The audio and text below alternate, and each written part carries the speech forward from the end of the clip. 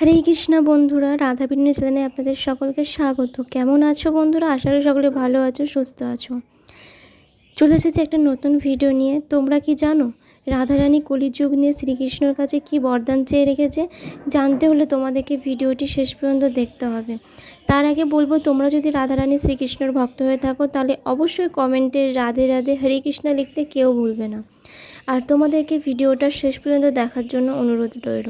তাহলে বন্ধুরা চলো তাহলে ভিডিওর মূল পর্বে যাওয়া যাক। তোমরা কি জানো কলির যুগের সকল প্রাণীর জন্য আমাদের রাধারানী শ্রীকৃষ্ণর কাছে ঝগড়া করে বরদান চেয়ে রেখেছে?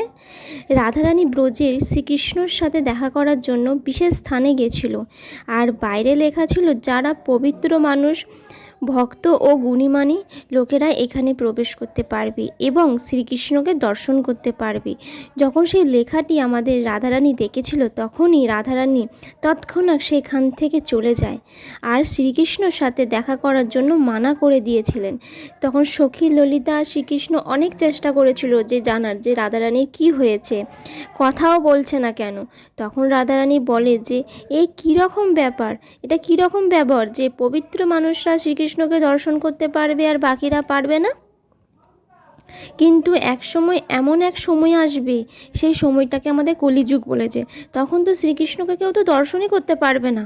তখন রাধারানী বলে যে কলিযুগে আমি সকলকে স্বীকার করব, কোনো গুণ, কোনো পাপ, কোনো পবিত্র আমি দেখব না। যারাই আমার কাছে আশ্রয় চাইবে, আমার শরণে আসবে, আমি স্বীকার করব। আর যদি শ্রীকৃষ্ণকে আমার কাছে থাকতে চায় বা আমার নিকটে থাকতে চায়, তাহলে আমার সকল ভক্তকে স্বীকার করতে হবে এবং তাদেরকে আশীর্বাদ ও প্রেম নিবেদন করতে হবে, কোনো পরীক্ষা, কোনো গুণ দোষ না দেখায়। তখন রাধারানীকে শ্রীকৃষ্ণ কথা দিতে হয়েছিল এই রকমই হবে। রাধারানীর শরণে যাবে তাদের ওপর আমার কৃপা অবশ্যই থাকবে। আমি কোনো রকমের পরীক্ষা বিচার করব না। তোমরা রাধারানীর নাম নিলেই আমার দরজায় আসবে, আর তাদেরকে আমি অবশ্যই প্রেমের ভাগীদার হতে দেব, আর সকলের ওপর আমার কৃপা অবশ্যই পাবে আর শ্রীকৃষ্ণকে দর্শন করতে পারবে। এটাই কথা দিয়েছিল আমাদের রাধারানীকে শ্রীকৃষ্ণ। রাধারানী কোনো দোষ পাপ দেখে না, আমাদের রাধারানীর কাছে সকল ভক্ত সমান। তাহলে দেরি না করে সকলেই রাধা নাম নিতে থাকো, তোমাদের মঙ্গল হবে।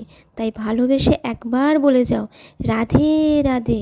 ভালো লাগলে একটা লাইক করে দিও, সাবস্ক্রাইব করে দিও। হরে কৃষ্ণা, রাধে রাধে।